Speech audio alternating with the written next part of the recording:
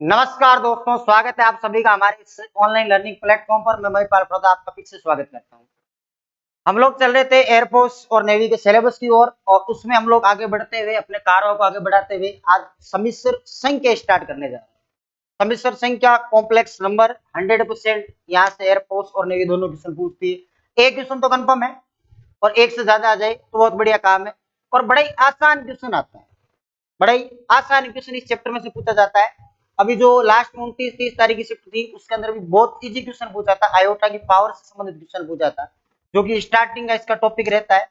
और complex number जो सम्मिश्र संख्या है, ऐसा चैप्टर है हर एग्जाम में आपके नेवी, एयरफोर्स और एनडीए तीनों के अंदर क्वेश्चन इसके पुटअप होते हैं और थोड़ा इजी चैप्टर है, थोड़ा इजी। मटेरियल कम है, क्वेश्चन लिमिटेड है, यहाँ से इजी क्वेश्चन बढ़ते हैं, इसलिए इस पर आपको फोकस ज्यादा करना चाहिए। वन बाई वन हम लोग चैप्टर को पढ़ रहे हैं। ट्रिग्नोमेट्री हम लोगों ने कंप्लीट कर दी थी, व्यापक हल हम लोगों ने कंप्लीट कर दिया था। और थोड़ी सी आपको मैं परेशानी बता दूं कि अपने दो चैनल है भाई, ये ध्यान रखें। NDA maths by MP sir, जिस पर आप अभी वीडियो देख रहे हो, क्लास देख रहे हो, ये केवल नेवी एयरफोर्स वालों के लिए, क्योंकि यूट्यूब में थोड़ी प्रॉब्लम हो रही थी, इकट्ठा एक चैनल पर अपन कर नहीं सकते।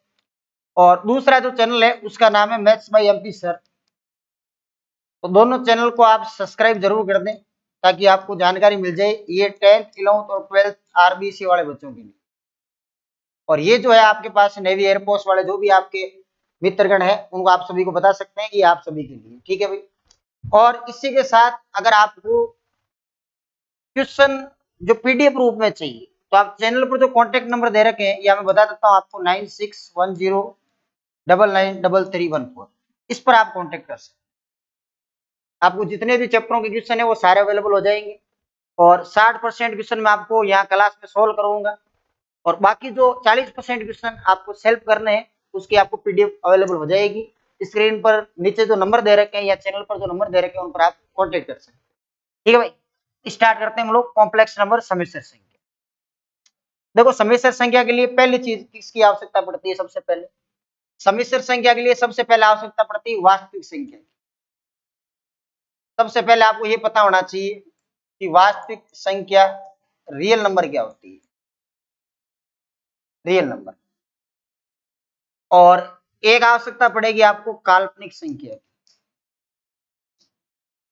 काल्पनिक संख्या, इमेजिनरी नंबर, इमेजिनरी नंबर। देखो, इन दोनों की आवश्यकता क्यों पड़ती है? क्योंकि आपकी कॉम्प्लेक्स नंबर कैसे बढ़ती है? वास्तविक और काल्पनिक संख्याओं से बढ़ती है। आप अभी तक ये पढ़ते आए हैं कि वास्तविक संख्या का मतलब होता है माइनस अनंत से प्लस अनंत की संख्या, बिल्कुल सही पढ़ते आए। लेकिन मैं कह रहा हूं आपको, आप हमेशा ध्यान रखना, वास्तविक संख्या का मतलब है एक कोई संख्या है, नंबर है, उसका आपने स्क्वायर किया, अगर स्क्वायर करने पर पॉजिटिव आ गया तो समझ लेना कौन सी संख्या है? वास्तविक। एग्जाम्पल के लिए मैं आपको यूं बता दूं, √2, √3, √5, ये जितनी भी है सारी की सारी वास्तविक है।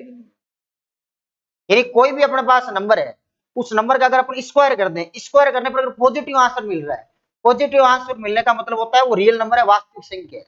और कोई भी नंबर उसका आप स्क्वायर करो, स्क्वायर करने पर अगर नेगेटिव आंसर मिल जाए तो समझ लेना कौन सी संख्या है? काल्पनिक संख्या है। तो काल्पनिक संख्या का ध्यान रखना, कोई भी अपने पास नंबर है, संख्या, उस नंबर का आपने क्या किया है? स्क्वायर किया है, और स्क्वायर करने पर आपको आंसर कैसा मिला है? नेगेटिव मिला है। नेगेटिव मिल जाए कौन सी हो जाएगी? काल्पनिक। एग्जाम्पल के लिए आप ये देख लो, कहता है ना रूट में माइनस वाली संख्याएं काल्पनिक होती है, तो ये लो रूट में मैंने माइनस लगा दिया, तो रूट में माइनस वाली सारी संख्याएं क्या होगी? काल्पनिक होगी। तो ये बात एकदम दिमाग में क्लियर है कि वास्तविक संख्या कौन सी होती है और काल्पनिक संख्या कौन सी होती है। इसके बाद हम लोग बढ़ते हैं कॉम्प्लेक्स नंबर सम्मिश्र संख्या।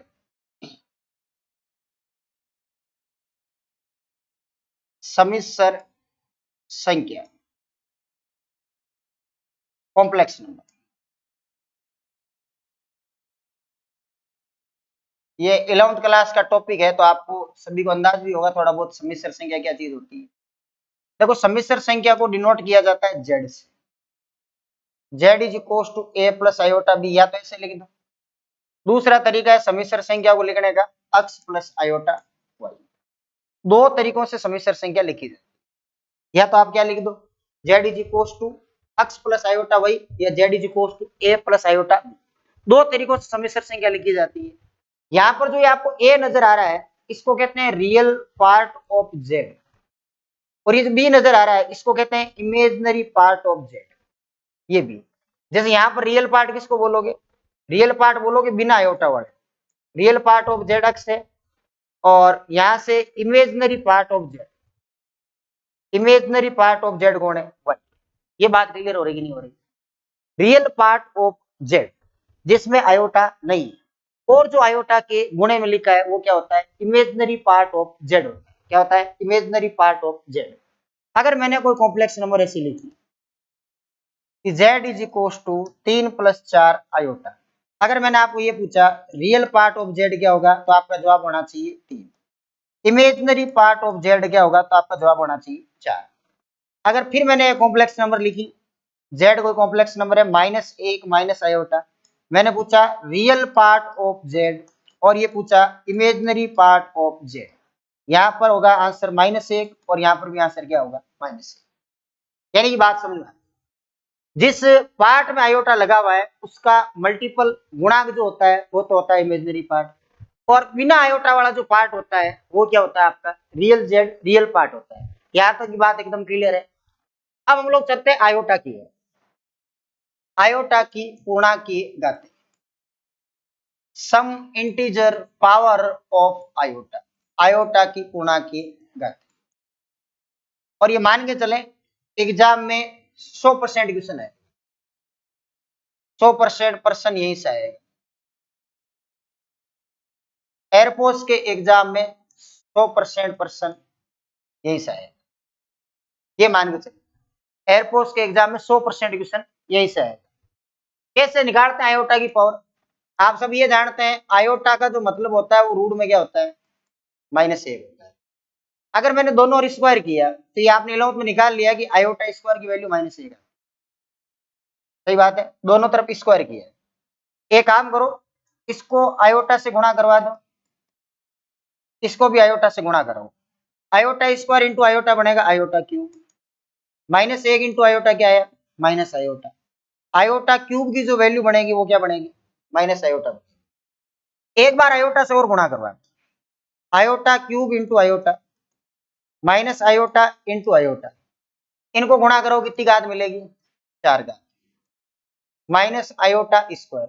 आयोटा स्क्वायर की वैल्यू -1 होती है, तो यहाँ जैसे आप -1 रखोगे तो माइनस माइनस प्लस मिलेगा। आयोटा की घात 4 की वैल्यू कितनी मिल गई, 1। ये जो मैंने बॉक्स बनाए हैं इनको दिमाग में रखो। आयोटा खुद का मान तो कभी रखना नहीं है, वैसे भी आयोटा खुद का मान कभी रखना नहीं। सबसे पहला मान कौन सा आया, आयोटा स्क्वायर का। आयोटा स्क्वायर का मान कितना होता है, -1 होता है। आयोटा की घात 3 का मान कितना होगा, आयोटा की घात 3 का मान होगा माइनस आयोटा। आयोटा की घात 4 का मान कितना होगा, प्लस का क्या होगा, 1 होगा। ऐसा कहा जाता है, कहा नहीं जाता, होता है कि आयोटा की आप किसी भी घात का उत्तर निकालो, 4 ही उत्तर आते हैं, 5वां उत्तर आप ला ही नहीं सकते। 3 तो वैसे नहीं ला सकते, 4 तो आ ही रहे। यानी कि हमेशा ध्यान रखना, अगर आप आयोटा का उत्तर निकाल रहे हो, इसका उत्तर निकाल रहे हो आयोटा, आयोटा का उत्तर या तो 1 आएगा या -1 आएगा या आयोटा आएगा या माइनस आयोटा आएगा। इन 4 के अलावा उत्तर नहीं निकाल सकते। देखते हैं, चेक करते हैं 4 के अलावा नहीं आ रहा है क्या। मान लो किसी ने ये कहा आयोटा की घात 19 का उत्तर या 39 का उत्तर। सुनना बात, यहां से एयरफोर्स में क्वेश्चन आता है, ध्यान से सुन लेना बात। आयोटा की घात 39 क्या होगी, तो हमेशा क्या किया, अगर मैं आपको ट्रिक बता देता हूं। ट्रिक क्या है आयोटा की घात निकालने की, आप इसमें 4 का भाग दो, 4 9 36 होता है, पीछे क्या बचेगा, 3। शेषफल, ये जो शेषफल बच रहा है ना, ट्रिक ये है कि शेषफल को आयोटा की घात में लगा देंगे, शेषफल को आयोटा की घात में लगा। ये जो शेषफल आ रहा है ना इसको आयोटा की घात में लगा दो, जो रिमाइंडर आ रहा है आपके उसको आयोटा की पावर में लगा दो। शेषफल कितना है, 3 है, तो बताओ आयोटा की घात 3 कितनी होती है, माइनस आयोटा होती है, तो इसका उत्तर क्या है, माइनस आयोटा। किसी ने कहा आयोटा की पावर 109 है, तो आपको 109 में 4 का भाग देना है। कितनी बार जा रहा है? 2 बार। 8 2 9 4 7 28, ये 28। शेषफल बोलो कितना आया? शेषफल आया 1। इसका उत्तर होगा आयोटा की घात 1, यानी उत्तर क्या जाएगा? बात बैठ रही दिमाग में। आपको आयोटा की कोई सी घात पूछ ले, 4 का भाग लगा देना, जो शेषफल आए वो आयोटा की घात में लगा देना, और उसका मान देख लेना कितना है, वही उसका क्या होगा? उत्तर होगा। आयोटा पर घात 1 है, आयोटा उत्तर होगा। स्क्वायर है तो माइनस आयोटा होगा। 3 घात है, स्क्वायर है तो -1 होगा। 3 घात है तो माइनस आयोटा, 4 घात है तो +1 होगा कि नहीं होगा? अब कभी कभी तुम यूं सोचोगे कि सर पूरा पूरा भाग चला जाए, जैसे ये 100 है, पूरा पूरा 4 का भाग जा रहा है, तो उसका उत्तर हमेशा कितना होगा? 1। यानी कि ये भी ध्यान रखना है कि आयोटा अगर कभी भी आपको यूं दे दे कि आयोटा की घात में 4 का गुणज एनी मल्टीपल ऑफ 4, उसकी वैल्यू हमेशा 1 होगी। यानी आयोटा की घात में 4 का गुणज अगर 4 का पूरा पूरा भाग जा रहा है, तो उसका उत्तर हमेशा कितना होता है? 1। जैसे 100 में पूरा पूरा जा रहा है, तो उत्तर कितना आया इसका? 1 आया कि नहीं है? बात समझ में आ रही? आयोटा की घातें क्या होती है? आप मन में कोई सी घात सोच लो, ठीक है, उसमें लगा दो 4 का भाग। 4 का भाग लगाने के बाद जो शेषफल आए ना, वो लगा देना आयोटा की घात में, वही आपका क्या बन जाएगा? उत्तर। चाहे माइनस में आए चाहे प्लस में आए, दोनों को हम सोल्व कर सकते हैं, कोई दिक्कत वाली बात नहीं। बोलो यहां तक की बात क्लियर हो रही है क्या? अगली स्टेटमेंट पर ले चलता हूं आपको। अगली स्टेटमेंट कहती है कि आयोटा की घात से 109 आपने निकाली ना, अभी 9 है, 110 है, 111 है, 112 है, ये 4 घात। इसका मान कितना आएगा? इसका मान अभी आप निकाला कि सर शेषफल 1 बचता है, इसमें 100% शेषफल 2 बचेगा, इसमें शेषफल 3 बचेगा, इसमें पूरा पूरा भाग चला जाएगा, शेषफल क्या बचेगा? 0। यानी पूरा पूरा भाग जा रहा है, तो उत्तर कितना आएगा? 1 आएगा। आयोटा की घात 3 का उत्तर क्या होता है जानते ही हो? माइनस आयोटा होगा। आयोटा स्क्वायर का उत्तर भी जानते हो, क्या होगा? -1 होगा। और यहाँ कितना आ रहा है? आयोटा की घात 1 का मतलब आयोटा आ रहा है। क्या मैंने ये जो चारों बातें लिखी है एकदम क्लियर है क्या आपके? चारों बातें जो मैंने लिखी है एकदम क्लियर है क्या? ये बता दो पहले तो। आयोटा -1 और माइनस आयोटा और +1, ये वैल्यूज कैसे निकाली? एकदम क्लियर बात है। आयोटा की किसी भी घात का उत्तर निकालने के लिए 4 का भाग दिया जाता है, जो शेषफल आता है वही क्या हो जाता है? उत्तर। अब एक बात फोकस करो, आयोटा माइनस आयोटा, -1 +1, अगर मैं इन चारों को जोड़ दूं, जोड़ने पर 0 हो रहा है कि नहीं हो रहा है? यानी आपको मैं ये कह रहा हूं, अगर आयोटा की घात 109 है, आयोटा की घात 110 है, आयोटा की घात 111 है, आयोटा की घात 112 है, इसका उत्तर 0 आ रहा है कि नहीं आ रहा है? जोड़ने पर 0 हो रहा है कि नहीं हो रहा है? तो एक बात ये समझ में आई, आयोटा की क्रमागत 4 घातों का योगफल 0 होता है। क्रमागत 4 घातों मतलब ऑर्डर से होनी चाहिए, कोई सी उठा लो 4 घात, उनका से उत्तर हमेशा जोड़ने पर क्या आएगा? 0 आएगा। जैसे मैं आपको यूं कह दूं कि अगर आयोटा की घात कोई कह रहा है n है, कोई कह रहा है n+1 है, कोई कह रहा है n+2 है, कोई कह रहा है n+3 है। अब आप n की जगह कोई नंबर सोच लो, जैसे आपने सोचा n की जगह 109, तो यहाँ 110, 111, 112, इसका उत्तर हमेशा क्या मिलता है? 0 मिलता है। यानी आप नोट करने वाली बात यह है, आयोटा की क्रमागत 4 घातों का योगफल, 4 घातों का योगफल सदैव 0 होता है, और conjugative power of iota is always 0। 4 क्रमागत घातों का जो योगफल होता है हमेशा क्या होता है भाई? 0 होता है। ये बात एकदम क्लियर है? फिर भी क्लियर नहीं हो रही, फिर मैं एग्जांपल बता रहा हूँ 0 क्यों होता है, उसका कारण देखो। किसी ने कहा आयोटा की घात 1168, 1169, 1170 और 1171, 0 कैसे होता है देखना। यहां से क्या करो, 68 पावर को कॉमन लो, कितना बचेगा? 1। 69 है यहाँ आयोटा, 70 है तो आयोटा स्क्वायर बचेगा, यहाँ बचेगा आयोटा क्यूब। तो आप ये बताओ, ये 1168 है ना, ये 1 है, ये आयोटा है, इसकी वैल्यू कितनी आएगी? -1। इसकी वैल्यू माइनस आयोटा। इनको काट दो, ये कट गई, ये कट गई, 0 आया, यहाँ क्या उत्तर आएगा? 0। आ रही बात समझ में? यानी आयोटा की क्रमागत 4 घातों का योगफल हमेशा क्या होता है? 0। एकदम क्लियर कट कहानी है, कोई दिक्कत नहीं है। एक क्वेश्चन आप करके ट्राई कर लो, फिर हम लोग इसको आगे बढ़ाते हैं। एक क्वेश्चन, कई बार ऐसे क्वेश्चन आ जाता है कि 1100, अभी 78 लिखा ही था ना, चलो 78 से शुरू करता हूँ। 1178, यहाँ 1180 है, 1182 है, 1184 है। इसके अपोन में है आयोटा की पावर 1078, 1080, 1082 और 1084। 6 भी चल रही है, 1000 में वो 1100 में, माइनस किया हुआ है 2, इसकी वैल्यू बता है। ऐसे क्वेश्चनों में कभी भी है ना, आपको आयोटा की घातों के मान नहीं रखने, दिमाग लगाना हमेशा लॉजिकली। लॉजिकली का मतलब है आप इस ऊपर वाले में से देखो, ऊपर वाले में से आप 1178 कॉमन ले लो, पीछे क्या बचेगा? 1। 78 गया तो यहाँ बताओ 2 घात बची कि नहीं बची? 78 गया तो यहाँ कितनी बच गई? 82 है तो 4 हो जाएगी, यहाँ 84 है तो कितनी हो जाएगी? 6 हो जाएगी।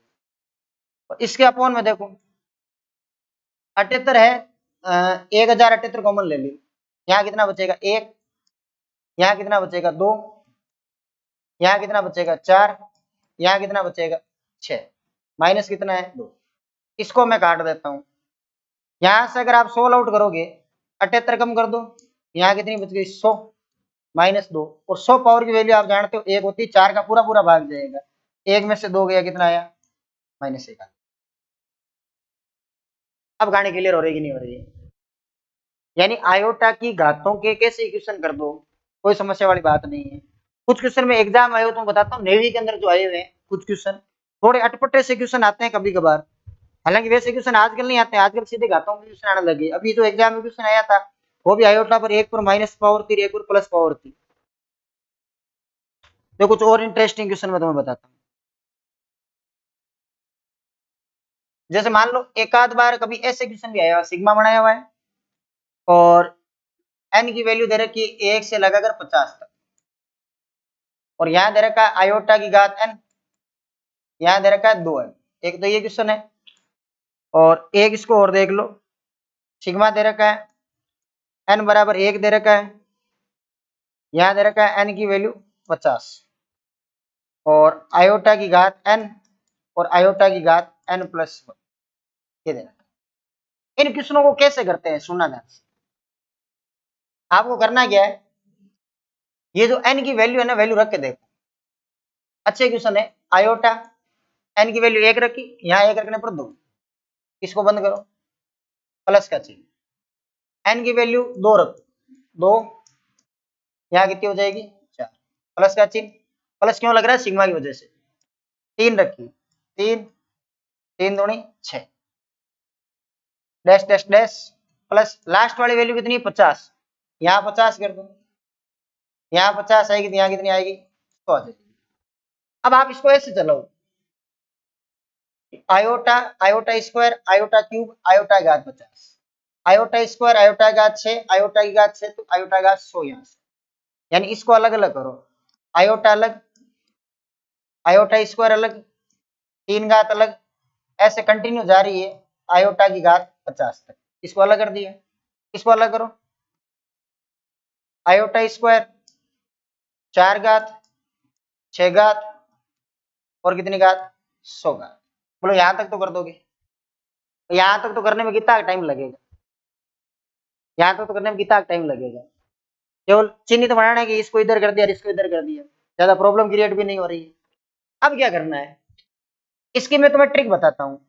अगर कंटिन्यू कभी भी आयोटा की ऐसे पावर आ जाए ना, जैसे 1 2 3 से लगाकर 50 तक, तो तुम क्या करना, इस 50 में 4 का भाग देना, शेष फल देखो कितना आएगा? 2 आएगा। 48 तक पूरा पूरा भाग जा रहा है, 16 चौके 48, 16 बार जा रहा है, शेष फल कितना आ रहा है? 2 आ रहा है। कितना शेष फल आ रहा है? 2 आ रहा है। अब मेरा कहने का मतलब ये हुआ, अभी मैंने ये कहा था आयोटा की 1 2 3 4, आयोटा की 1 2 3 4, चार घातों का योगफल 0 है कि नहीं? आयोटा की चार घातों का योगफल क्या आ रहा है? 0 आ रहा है। अब तुम बताओ 4 का भाग 48 तक जा रहा है कि नहीं जा रहा है? तो चर के 16 पेयर तो बन गए जिनका उत्तर आ गया 0। दो घातें बच गई। कितनी बची? 2। अब दो कौन सी बची है? या तो आप पहले वाली दो बचा लो, ध्यान सुनना बात को, या तो पहले वाले दो बचा लो या लास्ट वाली दो बचा। अब तुम सोचो सर पहले वाले कैसे बचेगी? मान लो मैंने 3 से स्टार्ट किया हो तो आगे वाले के 16 पेयर बन गए, चर के 16 पेयर 48 हो गए, शुरुआत वाली दो बच गई। शुरुआत वाली बचाने से फायदा है कि शुरुआत वाली वैल्यू को पता रहती है, सीधी सीधी लिख सकते हैं। तो यहाँ पर दो पावर बच गई है और मैं बचा कौन सी रहा हूँ? मैं शुरुआत वाली बचा रहा हूँ। तो इसका उत्तर कितना आया? इस स्टेटमेंट का जो उत्तर आएगा वो क्या आएगा? नहीं पूछते ऐसे क्वेश्चन, ध्यान रखना, आयोटा आयोटा स्क्वायर। क्लियर बात? इस पर देखो, आयोटा की स्क्वायर की वैल्यू -1 होती है, 4 घात की +1 होती है, 6 घात की -1 होगी और 8 घात की +1 होगी। ये प्लस माइनस में आपस में खुश है, +-0 +-0 ऐसे 100 तक जाएगा तो 98 और 100 दो का ये पार है, 98 और 100 क्या हो जाएगा? 0। इधर वाला पूरा पोर्शन क्या हो गया भाई? 0 हो गया। अब 0 कैसे हुआ? दिमाग में आ रहा है, देखो माइनस प्लस कट रहा है, फिर माइनस प्लस कटेगा, ऐसे चलते चलेंगे, कटता जाएगा। उत्तर आया ये। और इसका उत्तर कितना होता है? इसका उत्तर तो आयोटा, आयोटा स्क्वायर का मान क्या होता है? -1। बात बैठ रही है दिमाग में? क्या कह रहा हूं मैं? इधर वाला पोर्शन पूरा क्या हो गया? 0। 0 क्यों हुआ? क्योंकि आपको पता है प्लस माइनस अल्टरनेटली कट रहे हैं, एक के बाद एक करते जा रहे हैं, करते जा रहे हैं, उत्तर क्या आएगा? 0 आएगा। और इसकी ट्रिक हमेशा ध्यान रखना, इसकी ट्रिक ये होती है जैसे कंटिन्यू कभी भी पावर ऐसे देना तो 4 का भाग देना, 4 का भाग देना।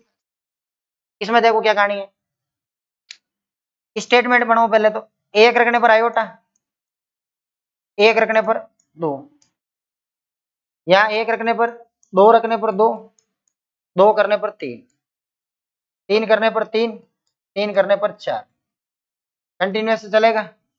लास्ट में ए करने पर, सॉरी 50 करने पर 50, ए करने पर क्या आ जाएगा? 51 आ जाएगा। अब ऐसे बढ़ो, iota iota square iota cube iota घात 50, सेम ही हो गया आयोटा घात 50। इस स्टेटमेंट का उत्तर तो सीधा लिख दूं, आयोटा -1 आएगा। समझ गए होंगे? यहाँ पर iota square iota cube iota घात 4, इसका उत्तर देखो, आयोटा की घात कितनी? 3, आयोटा की घात 4, आयोटा की घात 5 और ये कंटिन्यूस चलेगी, आयोटा की घात कितनी हो जाएगी? 51 हो जाएगी, आयोटा की घात 51। इसका ध्यान रखना। एक ही चीज की कमी है कि सर अगर यहाँ आयोटा होता तो 51 में भाग देते, कोई दिक्कत नहीं, 50 पद मान, आयोटा है नहीं तो 50 पद तो है, कहने का मतलब कंटिन्यू। 50 में 4 का भाग देने पर 2 पद बचते हैं। अब 2 शुरुआत वाले बचा लो चाहे लास्ट वाला बचा लो। अब कोई यूं सोचेगा सर इसमें 51 है ना पद, तो 51 नहीं है, शुरुआत वाला पद गायब है, शुरुआत वाला पद गया है गायब, बाकी देखो कंटिन्यू है कि नहीं? कंटिन्यू चल रहे हैं। 51 पद है तो 51 में से एक कम हो गया 50, 50 का मतलब शुरुआत वाले दो बचेंगे, शुरुआत वाले दो कौन से? ये दोनों बचा ले। आयोटा स्क्वायर की वैल्यू, आयोटा स्क्वायर की वैल्यू -1 और आयोटा क्यूब की वैल्यू माइनस आयोटा, आयोटा से आयोटा कट जाएगा, -1 कितने आ गए? -2। अब बोलो बात क्लियर है क्या? आयोटा की घातों से संबंधित ही क्वेश्चन आ रहे हैं। प्लस वाले के सारे पूरे कर दिए, 4 का भाग दे तो काम हो जाएगा। माइनस वाले के देखो, माइनस वाले के क्वेश्चन कैसे आएंगे? किसी ने अगर यूं कहा ना आयोटा की घात -19 या आयोटा की घात -39 है, या यूं कह दूं आयोटा की घात माइनस क्या है, तो छोटा हो जाएगा, फिर -98 ले। पहले क्या करो, इसको ऐसे लिख दो, आयोटा की घात 19। अब 19 का उत्तर तुम जानते हो, शेषफल 3 बचेगा, माइनस आयोटा आएगा। आयोटा यहां पर भी देख लो आप, आयोटा की घात 39, शेषफल 3 बचेगा, माइनस आयोटा। 4 का भाग देने पर 4 दूनी 8, 4 चौके 16, यहाँ पर भी 2 बच रहा है क्या? 98 है, 1 में आयोटा की घात 98, शेषफल कितना बचेगा? 96 तक भाग जाएगा, 2 बचेगा, ये 2 बच गए। देखो इनमें थोड़ा सा फर्क है और इसमें थोड़ा फर्क है। क्या फर्क है? ये उत्तर कभी नहीं देना है। आयोटा खास बात होती है, आयोटा कभी भी हर में नहीं रहता, आयोटा कभी हर में नहीं रहेगा, तो आयोटा से गुणा और आयोटा से भाग करो, ऊपर आयोटा नीचे माइनस आयोटा स्क्वायर, इसकी वैल्यू क्या होती है -1 आयोटा -1, माइनस माइनस प्लस क्या उत्तर आया आयोटा। इसमें देखो आयोटा स्क्वायर की जो वैल्यू होती है वो क्या होती है -1, ये -1 सीधी पुट की उत्तर क्या आया -1। इसमें क्या करो परिमेयकरण करो, आयोटा से गुणा आयोटा से, ये आयोटा माइनस आयोटा स्क्वायर, इसकी वैल्यू -1 होती है तो उत्तर क्या आएगा प्लस आएगा। मेरे कहने का मतलब ये है आयोटा आपका कभी भी हर में नहीं मिलेगा। अगर आपको आयोटा हर में मिलता है तो उसका रेशनलाइजेशन कर दो, परिमेयकरण कर दो, परिमेयकरण करते ही आपको उत्तर तुरंत निकल गया। बोलो यहां तक किसी भी प्रकार की कोई प्रॉब्लम है। पहला जो कंसेप्ट है वो यही है कि आपके आयोटा से संबंधित जो क्वेश्चन है वो बढ़ते हैं। दूसरा कंसेप्ट मैं आपको बता देता हूं, एक क्लास में 2 ये कंसेप्ट क्लियर हो जाएंगे। दूसरा कंसेप्ट है कोई कॉम्प्लेक्स नंबर जेड है, ये हमेशा ऐसी दिखाई देनी चाहिए या ऐसी दिखाई देती है, और इस चीज को बोला जाता है मानक रूप, स्टैंडर्ड फॉर्म। कई बार एग्जाम में क्वेश्चन आते हैं मानक रूप में लिखने के, जैसे नॉर्मल सी बात करूं मैं, z is equal to iota है, z is equal to minus iota है, एकदम जीरो से मैं बता रहा हूं सारी चीजें आपको, z इज इक्वल टू 1 है, z इज इक्वल टू -1। इसको मानक रूप में लिखना कैसे लिखोगे, z is equal to 0 plus i, जो पार्ट नहीं है वो क्या हो जाएगा 0, इसको 0 माइनस आयोटा, इसको क्या लिखोगे, इसको लिखोगे 1 प्लस 0 आयोटा, और इसको क्या लिखोगे, इसको लिखोगे -1 प्लस 0 आयोटा। ये इनके मानक रूप है। कभी भी ऐसी स्थिति आए ना तो मानक रूप लिखने का तरीका यही होगा, कोई दिक्कत वाली बात नहीं है। अब मान लो कोई कॉम्प्लेक्स नंबर ऐसी है, कोई कॉम्प्लेक्स नंबर जेड है ए प्लस आयोटा बी, ये बात गौर से सुनना। कोई कहते हैं ना कि इस कॉम्प्लेक्स नंबर का रियल पार्ट 0 है, या कोई यूं कहते कि इस कॉम्प्लेक्स नंबर का इमेजिनरी पार्ट 0 है। कोई भी कॉम्प्लेक्स नंबर ले सकता हूं, यहाँ पर 0 है, ए की वैल्यू 0 और बी की वैल्यू भी 0 है, अलग अलग स्थितियों में। अगर आपको कोई ये कह रहा है ना कि इमेज रियल पार्ट 0 है, तो समझ लेना वो क्या होती है, प्योरली इमेजिनरी होती है, शुद्ध काल्पनिक होती है। जिस कॉम्प्लेक्स नंबर का रियल पार्ट 0 होता है वो शुद्ध काल्पनिक होती है, प्योरली इमेजिनरी होती है। जिसका रियल पार्ट 0 और जिसका इमेजिनरी पार्ट 0 हो वो होती है शुद्ध वास्तविक। क्या होती है, शुद्ध वास्तविक, इसको कहते हैं प्योरली रियल। ये शुद्ध वास्तविक होती है प्योरली रियल, ये प्योरली इमेजिनरी। भाई दिखती सी बात है, कोई कॉम्प्लेक्स नंबर है उसका रियल पार्ट ही 0 है तो पीछे इमेजिनरी बचा, वो प्योरली क्या होगी, इमेजिनरी होगी कि नहीं होगी, शुद्ध सम्मिश्र होगी कि नहीं होगी, शुद्ध काल्पनिक। कौन सी होगी, शुद्ध काल्पनिक। और कोई कॉम्प्लेक्स नंबर ऐसी है जिसका इमेजिनरी पार्ट 0 है तो शुद्ध वास्तविक होगी कि नहीं होगी, कौन सी होगी, शुद्ध वास्तविक होगी। एक बात और ध्यान रखना, आप सम्मिश्र संख्याओं में कभी ये नहीं बता सकते बड़ी कौन सी है छोटी कौन सी है। जैसे ये लिख रखा है 4 प्लस आयोटा 5 या 5 आयोटा जो भी है, ये लिख रखा है। अब आप इसमें ये नहीं बता सकते इनमें से कौन सी बड़ी है कौन सी छोटी। सम्मिश्र संख्याओं को हमेशा बराबर ही माना जाता है। सम्मिश्र संख्याओं में कंपैरिजन पॉसिबल नहीं है, तुलना नहीं करवा सकते, बता नहीं सकते बड़ी कौन सी है छोटी कौन सी है। तो कभी ऐसा काम पड़ जाए ना, पूछ भी ले कि ये बड़ी है कि ये छोटी है, स्टेटमेंट गलत है, स्टेटमेंट ही गलत है, ध्यान रखना। सम्मिश्र संख्याओं में ये बताया ही नहीं जा सकता बड़ी कौन सी है छोटी कौन सी है। यहाँ तक की बात एकदम क्लियर है। मैं बात कर रहा था मानक रूप की, तो मानक रूप में एग्जामिनर क्या क्या करता है, जैसे आपको ये कह दिया कि z बराबर 1 प्लस आयोटा की घात 4 है, इसका मानक रूप क्या होगा। ये आपको कह दिया z बराबर -1 माइनस आयोटा इसका होल क्यूब है। ये आपको यूं कह दिया z बराबर 11th में आते थे ऐसे क्वेश्चन 1 प्लस आयोटा का होल स्क्वायर। इनका मानक रूप लिखना है, तो मानक रूप बड़े आराम से लिख सकते हैं, कोई दिक्कत वाली बात ही नहीं। कैसे लिखते हैं, इसका मानक रूप चाहिए तो एक काम करो, स्क्वायर का स्क्वायर ले लो, 4 घात हो जाएगी, a प्लस बी का होल स्क्वायर लो, ए स्क्वायर बी स्क्वायर 2ab ऊपर होल स्क्वायर, इसकी वैल्यू होती है -1, ये लो, ये ऊपर स्क्वायर, 1 से 1 हट गया, 2 आयोटा का square 4 iota square, iota square की वैल्यू -1 माइनस जेड प्लस क्या लगा दो 0 आयोटा, आया मानक रूप। ये करते थे ना 11th में से क्वेश्चन, तो ये तो कोई बड़ी बात नहीं लग रही है मेरे को, तो